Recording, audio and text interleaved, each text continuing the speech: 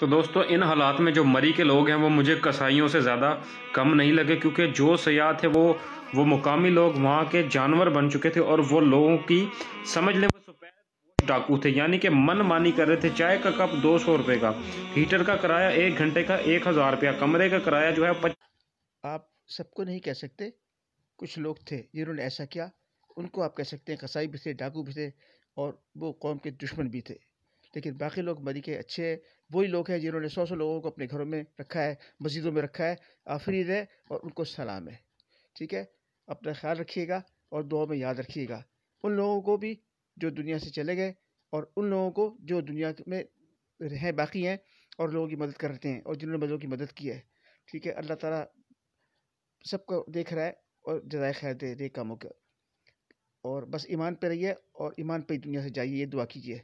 अपना ख्याल रखिएगा। प्याला पाक।